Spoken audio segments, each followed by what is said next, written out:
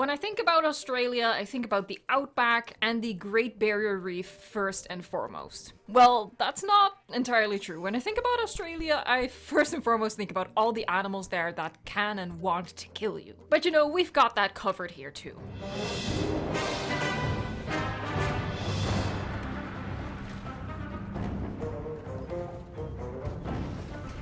I keep going bigger and bigger with these exhibit speed builds, but what we are building this time is not just an Australovenator exhibit, it is a full Australian themed adventure for our park guests with the Australovenator, the Minmi Muttaburrasaurus, and the Kronosaurus. Hello everyone and welcome to another Jurassic World Evolution 2 exhibit speed build. As said, this is kind of a 4-in-1 build. A biodome for the Minmi and the Muttaburras, a separate biodome for the Australovenator, and a lagoon for the Kronosaurus, which is where we are starting our build. Obviously, Australia looked very, very different hundreds of millions of years ago, as goes for pretty much every other place on Earth. The Great Barrier Reef is actually only like 20 to 6,000 years old, but I wanted a recognizable Australian theme to our modern, humbly human eyes. And any excuse is good enough to play with the new lagoon decorations, am I right? For the lagoon, I went with a sort of drop-off area of the Great Barrier Reef, where the coral reef stops and the vast open ocean stretches out beyond. You can just imagine little Nemo swimming off the edge to go touch the butt. As much as I love the new decorations, there's not a lot of unique things you can do with them. They are a bit limited, but for the time being at least, I am not bored with it yet. And that is all thanks to the recolorable lights, which is like my favorite thing in the world. It is very tempting for me to just go full out with the colors, but I decided to tone it down a little bit, get rid of like that magenta right there, and just stick with blue and a little bit purplish tones for the lighting in the lagoon. Occasional pop of orange, but that's about it. I really like aiming the lights at the lagoon walls, by the way. I think that looks pretty neat, and I suggest you try that out as well. What I also discovered looks pretty neat is how the lagoons look at dawn, like when the sun is rising. Like, all of the little fish are glowing gold as well as the bubbles, so it just looks like the entire coral reef is sparkling. And when I saw that, I was just like, I want to show the people this. Bubbles, excitement. And here come the Kronosaurus to inhabit our lagoon, our Great Barrier Reef lagoon. Now, this lagoon does have viewing galleries to look into the water, but these viewing galleries are only reachable by the Gyrosphere tour that we will be working on shortly, which also goes through the 2 aviary biodomes with the like outback inspired enclosures. So that ensures that all 3 exhibits are just part of one single experience. So here you go, I'm placing that Gyrosphere tour. I went with the Gyrosphere because it feels the most secure of the vehicles. I mean, it's even like a line of dialogue in Jurassic World, the movie, that, you know, people are very safe in the gyrospheres, with the exception of, you know, when a Indominus Rex happens to attack you. So it just felt like that made the most sense to also have go through the Australovenator exhibit. So our guests, they hop on, they first go into the aviary on the right, which will have our Minmi and Muttaburrasaurus. Then they get off at the lagoon gallery section so they can look at the Kronosaurus. And then after that, they hop back on, and that's when they go through the final exhibit, the Australovenator exhibit, which, you know, is like the finale before the Australian experience ends. So this would be where this, like, mini adventure connects to the rest of your park. So I didn't continue that pathwork out any further. This is just your connection point where you go into your other themed areas. It would be cool if you decide to incorporate this idea into your own parks, if you like make it a park that is made out of different themed sections throughout. I feel like that would be kind of cute. The path that leads up to this Gyrosphere tour, I've lined with these concrete walls because I really like how you can illuminate them, especially with the new recolorable lights. And of course, because we're in the Arizona biome, we don't have the best placeable trees, the best placeable foliage, so I do rely a lot on the rocks to sort of hide certain viewpoints. Like, you know, when the gyrosphere just starts, you don't necessarily want them to be looking back at the back of the wall and the path and stuff like that. You want your guests to be immersed in the experience right away. And really, the best trees we have are these palm trees that I'm placing right now, and of course the ginkgo trees that come with the actual foliage brush. They just generate quite sparsely, hence the need for a lot of rocks. Now here I'm placing the viewing towers that overlook the lagoon and give a good view at the Kronosaurus quote-unquote feeding show. I'm using the new above water lagoon decorations, and now here up front, this is like our secluded section, which is only reachable if guests actually take the Australian Gyrosphere tour. They step off here, and I just created like this cute, natural looking path design. It's not meant to be symmetrical or anything like that. It's just supposed to be flowy and fun. I considered using gray just to give it a little bit more contrast, but really I just feel like it's too dark for this biome. So for path colors, I'm sticking with fancy and cheap. I really like that combination of colors on the desert maps that we have in the game. And you can see that it crosses the Gyrosphere tour path, and then we have like these wings on either side of our like decorated pathwork, decorated plaza, and that's where I will be connecting like some of our guest amenities to, you know, sell them overpriced coffee and t-shirts, which is very necessary if you're running a successful park, honestly.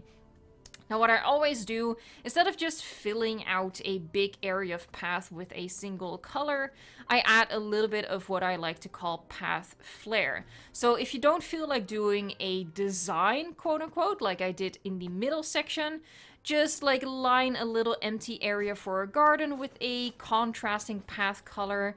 I made like this little path which connects the viewing tower with the amenity that's going to be across from it, you know, on the left wing.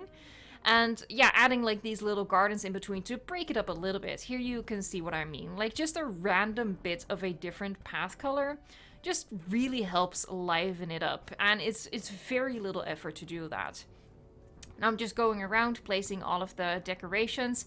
Again, I have to admit Arizona is not my favorite map because the foliage that you get with the decorations and inside the planters and stuff, it's just not my personal favorite. But for the Australian habitat, the Australian biome, it just made the most sense because we have that red rock texture. An Australian-themed exhibit build was, by the way, much requested, so I want to thank everyone for sending in suggestions. Several people were like, if you're gonna do Australovenator, please combine it with Minmi and Muttaburrasaurus, and I hope that I managed to please those people even more so by also adding Kronosaurus into the mix the way I did. Here you can see I'm placing the amenities. I also added this aquarium attraction, where, I don't know, I feel like it could be fun to have a little modern day aquarium here as well, with maybe some information about the Great Barrier Reef and how it needs to be preserved, because, you know, it's at most estimated to be 20,000 years old, which is not as old as dinosaurs, but still pretty old. And somehow in the short human lifespan, we are managing to wreck it quite thoroughly. So I just feel like a little aquarium with some information about preservation of Great Barrier Reef. That's just like the kind of stuff that I like thinking about while I'm building. You know, you have to entertain your gray electric matter that occupies your skull in a certain way when you're just like placing rocks and palm trees all over the place. You have to keep your mind entertained. I placed quite a few trees, quite a few of these bigger palm trees, because I really wanted to create some opportunities for shade. It is quite minimal, the effect, because the shadows are just very, very small. I really wish that we would have like more options to create shadowy parts. For example, we have like these awning kind of decorations, but they're so small that they don't really do all that much. I really wish that we would have like larger parasols, larger awnings to create some shaded sections in our parks. And also with the hitbox, you can't really get them all that close to anything else anyway. Of course, an obvious solution is placing a lot of the tables with the parasols open, where guests can rest and find shade. And oh, here you go, these are the decorations that I mentioned. Like, I'm placing them in certain sections, but they're so insignificant. Like, the shadow they create is just so minimal that I was like, you know what, I'm gonna give up on this one. Now we're gonna get to the actual exhibit build for the Australovenator shortly, fret not, but I do always like to incorporate the guest areas in my speed builds to give you inspiration for your own park build. So it's a combination of an exhibit build and a guest area build that you can incorporate in your own parks one-on-one if you so desire, or just take inspiration from, take bits and pieces from, and use it for your own builds that way. So that's why I'm showing the guest section quite extensively, and also because there's really just more to do with the guest sections than there is with the exhibits, especially when you're considering that I'm modeling the Australovenator and the Minmi and Muttaburrasaurus habitat after the outback, which I did leave quite barren for that, like, classic stereotypical effect, really. I have done many more exhibit speed builds on the channel, all including guest areas as well, so if you want to check those out, you can find them in a dedicated playlist on the channel. And here you go, we are finally working on the dinosaur biomes within the aviaries, and I used the red rock that we have available on the desert map in combination with a little bit of sand, a little bit of foliage.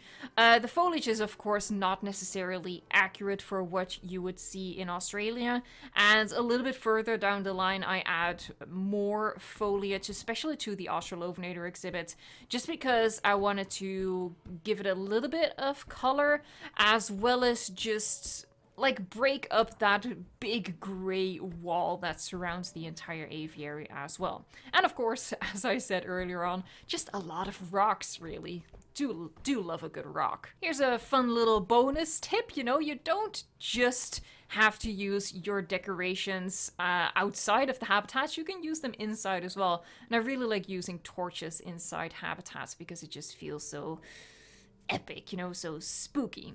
And here I am once more back with my favorite new toy, the recolorable lights, and honestly I kept it relatively tame. Now something I don't often do is customizing the buildings, but for this particular build it was kind of important, so I went with like this really dark, deep red color, just because I felt like it suited the theme quite well. And it's a mix of like this thatched roof and just like a standard roof, really, like this one right here. Here is a map overview of the finished build. I will give you fair warning, it took quite a bit of trial and error to get the aviaries to flank the lagoon the way that I finally managed to do, and the reason I didn't even show that as part of the build is because I literally had to try it like 20 times over to get them sort of symmetrical on either side of the lagoon. But I think the result, the layout of it is pretty nice. I played around with other layouts as well, but once I managed to make this one work, I really did prefer it. And of course, here we go underwater. I absolutely still love this effect. I'm predicting at one point I will get bored with it because, as I said, it is a little bit limiting, but right now I'm still very much enjoying it. As I do this animation, this is still a great animation. Oh, chomp, and it's gone. I am so happy how this turned out. If you like it as well, and if it has inspired you, please give the video a like and consider subscribing for more, as well as checking out that playlist, because as I said, I've built a lot of stuff like this in the past already that you can draw inspiration from. I also have some advice if you're maybe burning out on the game a little bit, in the sense that, you know, you're starting a park build but you give up halfway because you lose motivation or inspiration. I really recommend that you try a smaller build like this. You know, don't aim to build a full park, just aim to build an awesome exhibit or experience. I think that you'll find a lot of enjoyment in that, and I hope that you'll find more inspiration and good tips on my channel. Thank you so much for watching, liking, subscribing, And until next time, enjoy the game.